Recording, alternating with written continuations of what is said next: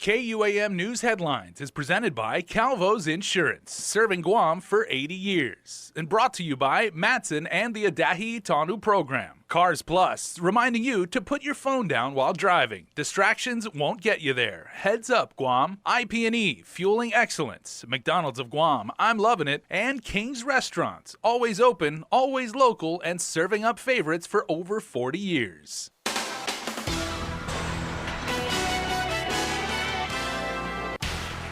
Coming up now on Primetime, an effort an ocean away to stop funding to support self-determination efforts.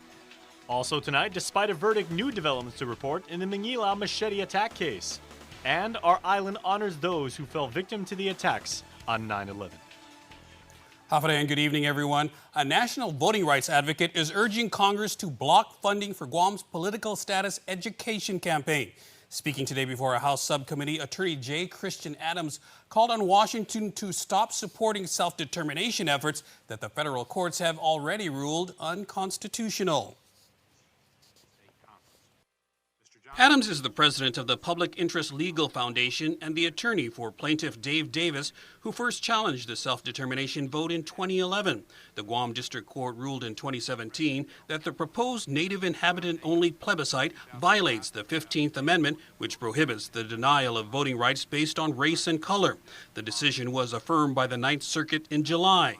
Adams told the Subcommittee on Constitution, Civil Rights, and Civil Liberties that Washington can take more steps to halt the effort. When Dave Davis sought to register to vote at the government office, his registration form was marked void by election officials. The form is in my written record, in my written statement. Even in the Jim Crow South of the early 1960s, Southern registrars were not brazen enough to deny the right to vote explicitly on having the wrong racial blood. Congress can do something. For one, stop public funding of racially discriminatory election public information campaigns. Congress has exclusive power in the territories and can stop this.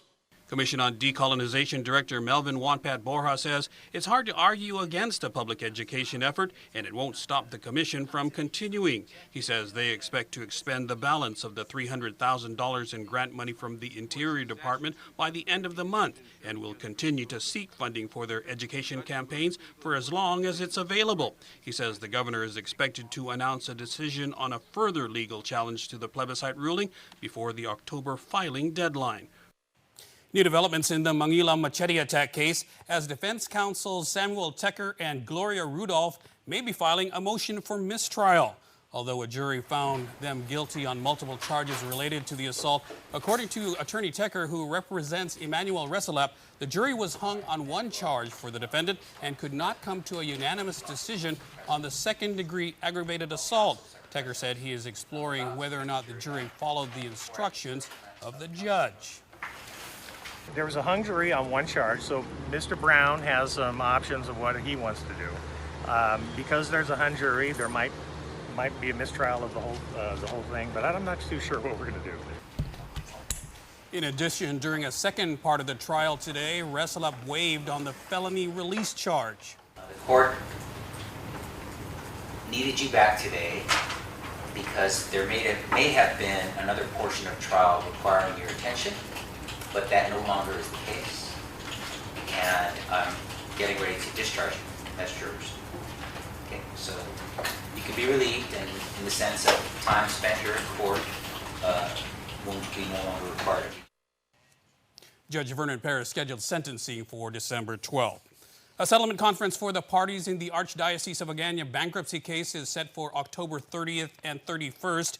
In scheduling the proceedings, U.S. Bankruptcy Judge Robert Ferris says no one will be excused from attending without a written request and his approval.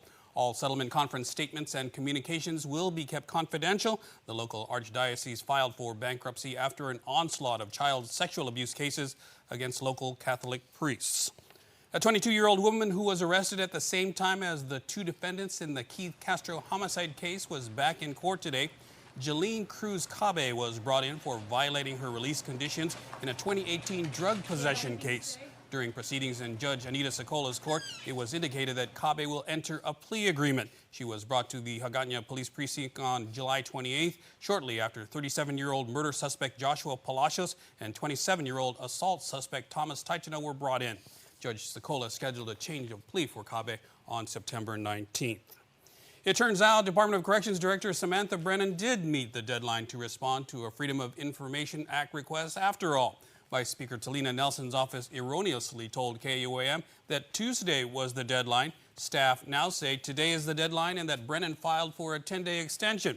Nelson, who is also the vice chair of the Committee on Public Safety, requested documents from DOC regarding a master plan to upgrade the facility. 3 years ago, DOC was awarded a federal grant for the plan, but the agency has yet to hire a vendor to produce one. The grant expires on September 30th. Every village has them, a stray dog or two, or maybe even a pack of them. One of Jigo Mayor Rudy Matanani's major concerns is that it's only a matter of time until someone gets attacked or bitten by one of the roaming canines. Those are the dangerous dogs that live in the jungle. They're vicious.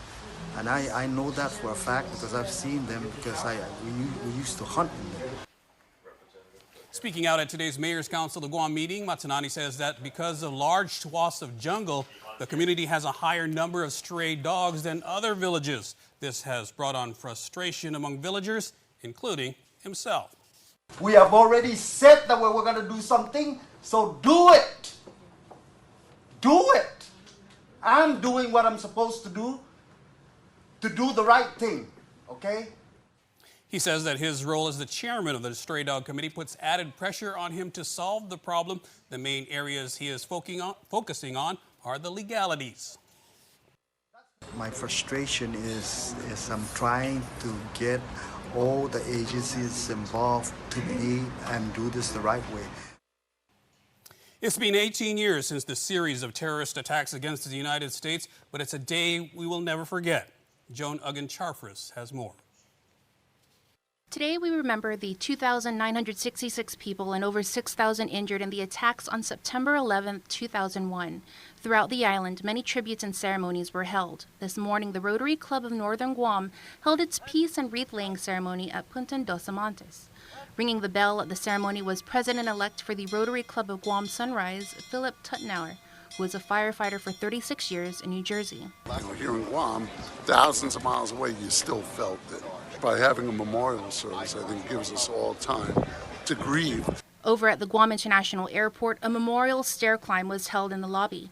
The event was coordinated by United for Veterans and included several of the island's local and federal firefighters, customs, and TSA officers.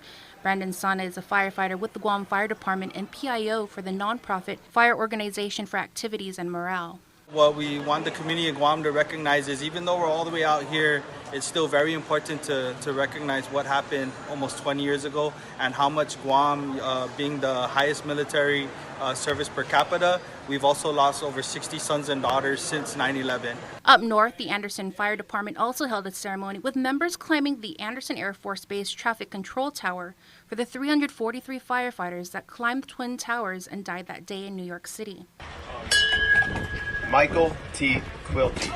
And as a way of saying thank you to Guam's local heroes, Jamaican Grill held its 18th anniversary memorial commemoration luncheon at all three of their locations.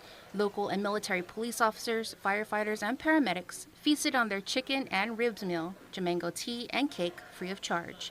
The restaurant has been doing this annually to remember the sacrifices that were made by the front line of New York City's police, fire, and paramedics on 9/11. Reporting for Guam's News Network, I'm Joan Uggan-Charfris. We'll be back with more news right after this. Get up-to-the-minute news, plus access to alerts, streaming radio, promotions, and more on your mobile device by downloading the KUAM News mobile app, available at the App Store now.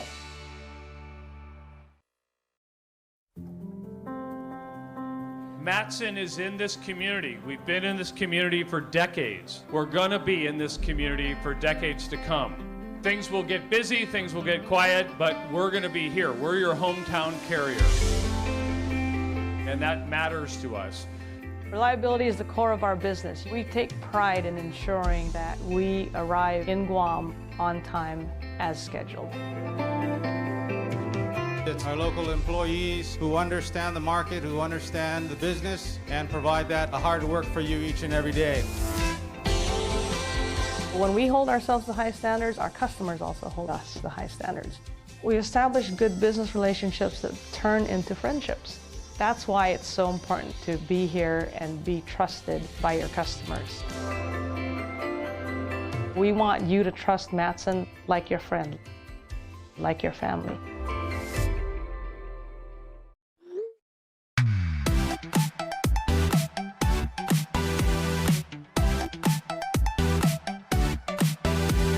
Half a day, I'm in the club.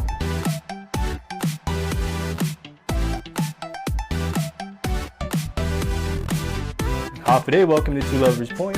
Half a day, I'm in the club.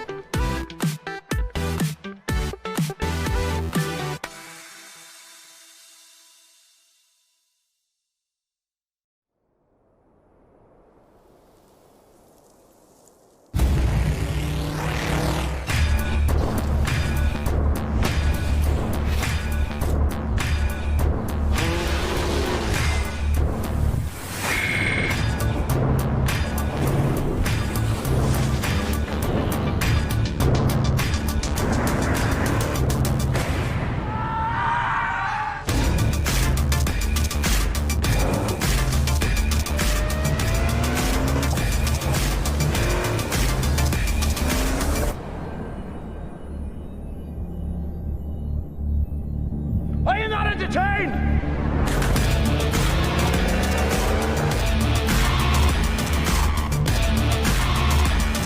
Are you not entertained?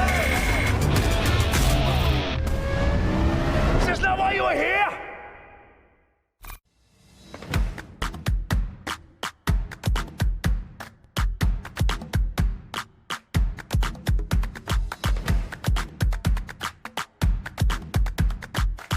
The phone you want now on the best network and a plan that gives you endless data on chat, social, and music apps.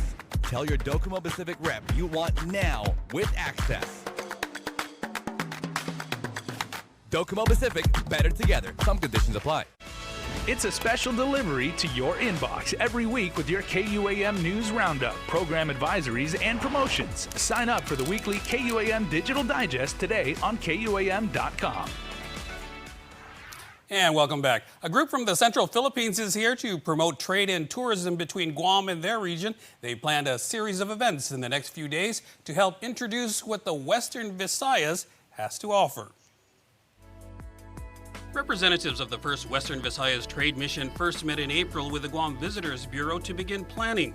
One of the coordinators, Dr. May Panis, the president of Travel and Marketing Experts Corp., says they chose Guam because of the strong cultural ties. There are a lot of Filipinos, especially Ilonggos or people from Western Visayas who go to Guam often because they have families here or they come and visit.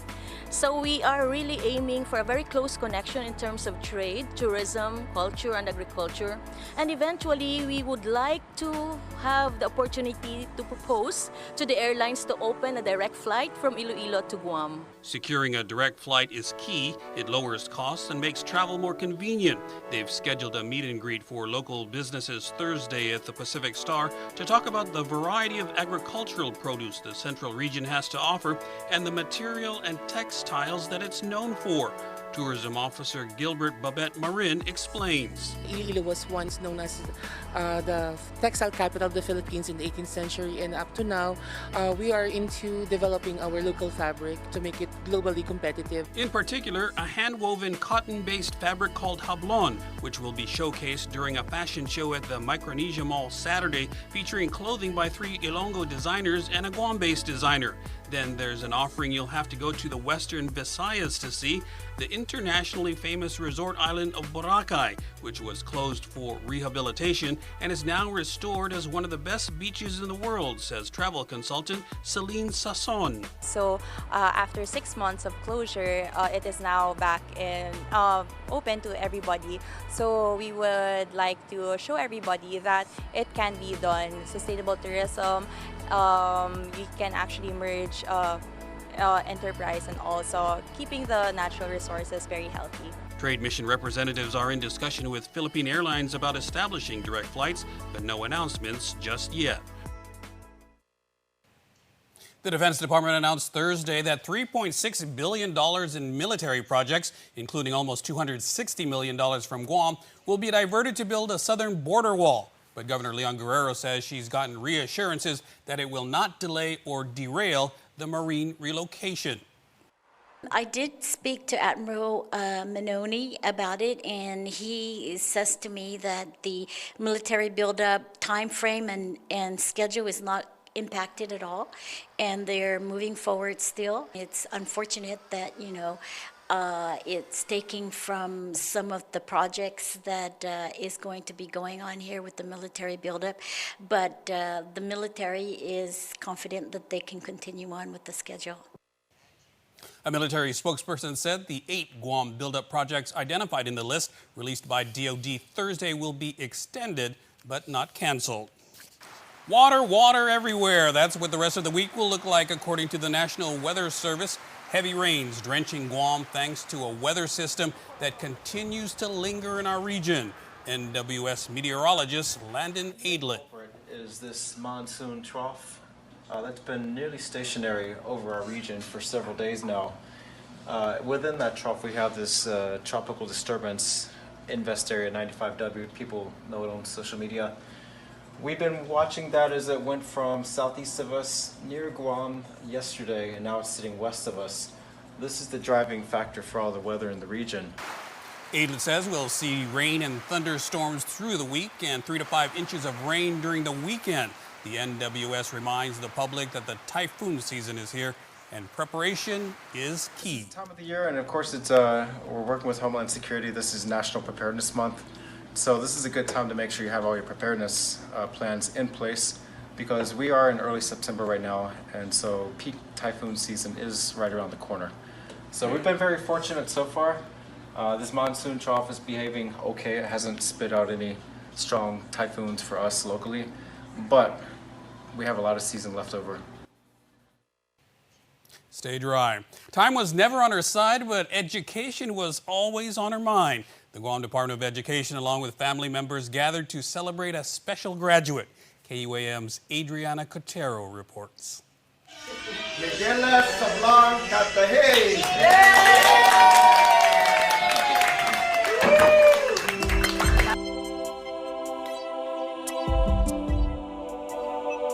It has been a lifelong desire for 85-year-old Miguela Blanco Sablan Cadahay to receive her high school diploma. This week, that desire was fulfilled, as she is now a proud recipient of a high school honorary diploma, an alumni from Southern High School.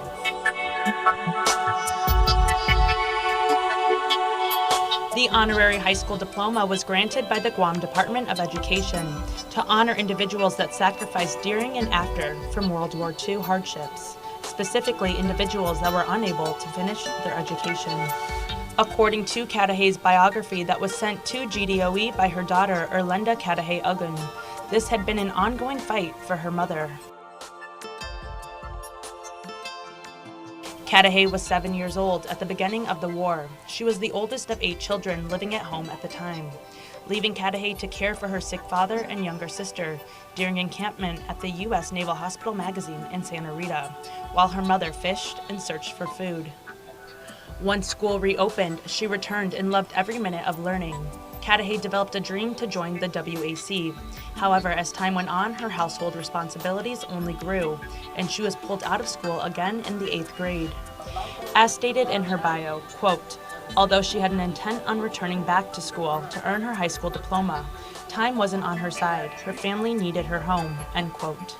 Her daughter continued with saying that throughout the years, her mother expressed the desire to earn her GED, then go to college, but time again wasn't on her side. Cadahay suffered a stroke at the age of 23 that made her wheelchair-bound, and since then she has experienced many serious health issues. Despite these issues, her daughter said, quote, Mom is blessed with a brilliant mind. I've always called her the human calculator. Even with her disability, she owned and operated a small mom-and-pop retail store, which provided for 11 children whom she nurtured and encouraged on to high education, end quote. It's been 78 years since the war, and Cudahy's lifelong battle with education began, a fight she endured and has now won. This is a great story of your resiliency and for all the accomplishments you have made. Okay, God bless.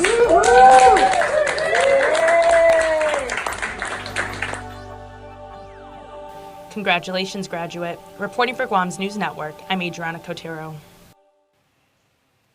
September has been declared Guam's first ever Deaf and Hard of Hearing Awareness Month. Stakeholders from various support organizations are hoping to promote more inclusion. Co-organizer Anne-Marie Cruz says while Guam's deaf and hard of hearing community have a lot of struggles, there's also a lot that they can bring to the table. Their ultimate vision is of an island where everyone knows basic American Sign Language. And Governor Leon Guerrero says it's important to do what we can to help them function just like everyone else. And as Governor of Guam, I will continue to support and provide whatever means necessary to make our island's lives be of better quality, and also to help support those that are more vulnerable and fragile in our community. That's what we're about as a government, and that's what we're about as a community. So. Also attending the event at AdLoop were a group of students from Guam Community College who are learning American Sign Language. Andy Wheeler is up next with sports, and he sits down with John Tuck. Stay tuned. Agent Alpha. What's that? An Alpha Insurance customer needs a claim settled immediately? I'm on it. Agent Alpha. In the event of an accident, theft, or breakdown, each of our Alpha Insure agents are trained to go above and beyond. This is my stop. There she is. Target acquired. Agent Alpha. Yes!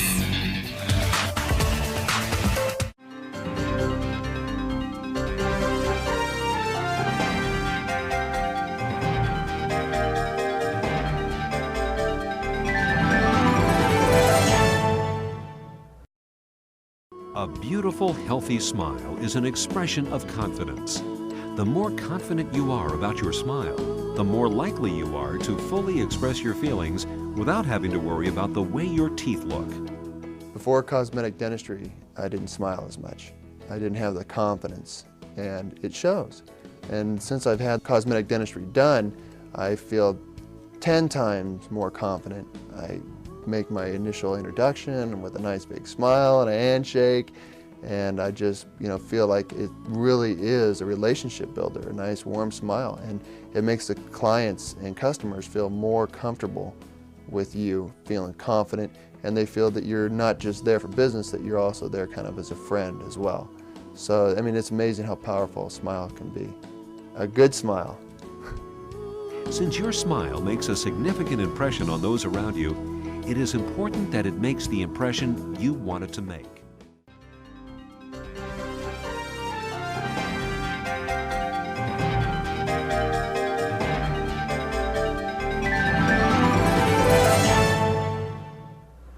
KUAM Sports is presented by Triple J.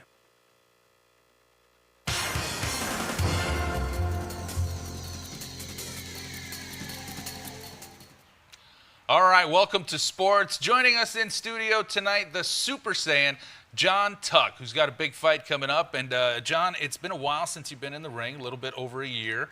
There was an injury, and you got this big fight coming up, man. Tell us about it. So it's been about a year. Injuries are part of the game. 1 week before the fight, was doing some drilling and some light but hard sparring, and suffered a little injury that I thought physical therapy would get me through. And in the fight, it flared up, and I just been suffering since. I came out with the decision loss, but really I lost to myself. Nothing to take away from my former opponent, but was dealing with that injury for like 6 months at least. But that's about 6 months ago too. Yeah, So that's I've a lot been- of time out of training, and that's a lot of time away from, you know, your livelihood, the fight game. And so you got this big one. It's kind of a last-minute fight. It's a Bellator happening in Dublin, Ireland. So how do you stay in shape and focused for when that call does come in to step up and fight? Well, since I've been back, I had a baby last October. Congratulations. And you know, beautiful baby boy, and I'm grateful for that. That kept my spirits up. Nice. You know, keeping the family tight, and just really trying to not reinvent myself, but just sharpen even more so, and staying in shape.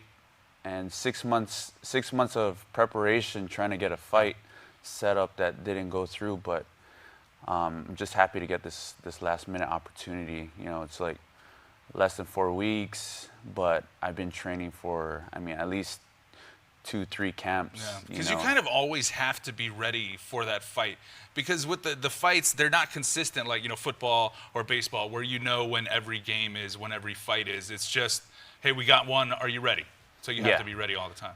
So I've been helping everybody on island as much as I could for their fights.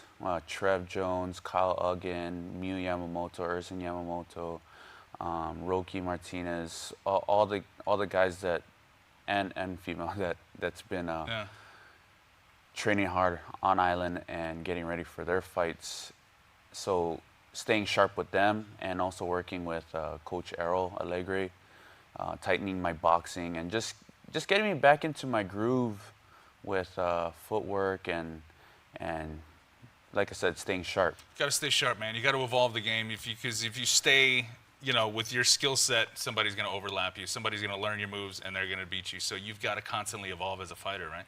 Yeah, for sure. And that's the ultimate key into taking it further to the next step. So taking this last minute fight may seem like last minute, but really I've been putting a lot of hard work and finally getting to be able to put it out there. I know it seems like a short notice, but just making sure my cardio. Ready.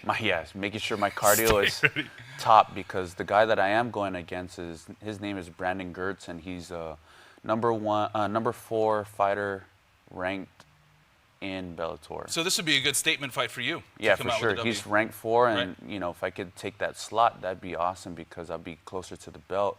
Yep. And you know, that's the ultimate key, is to get a belt in the organization you're with. Well, hopefully someday we see you wearing that belt. September 27th, Dublin, Ireland time. How can we watch it here on Guam? I believe it's going to show on Paramount TV, Paramount Network, the old Spike TV, and that'll be not only island-wide but nationwide, and it'll be also on the Zone, DAZN, I believe.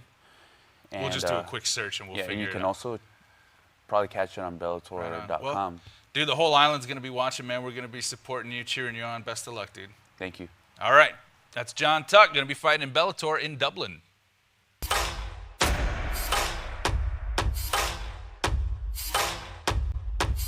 It was a hard-fought battle, but it was the Philippines Azcals who came up with the win against Team Matao at the GFA soccer field in Harmon on Tuesday. The final score was 4-1, the lone goal coming from Guam from a penalty kick by Matao forward Marcus Lopez.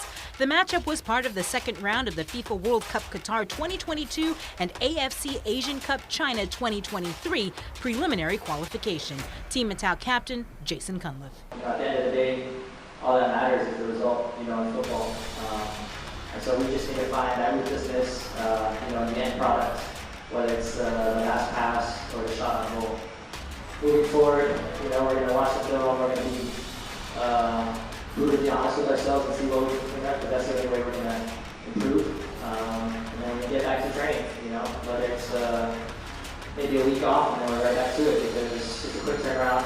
In the first week of October, Matao heads to China to compete. In hoop highlights, congratulations to the Lady Tritons handily defeating Team Legends 86-41 in the season opener of the PDS Guam Women's Basketball League, going down at the UOG Calvo Fieldhouse. In the first 10 minutes, the Lady Tritons put up 30 points, and from there, it just didn't stop.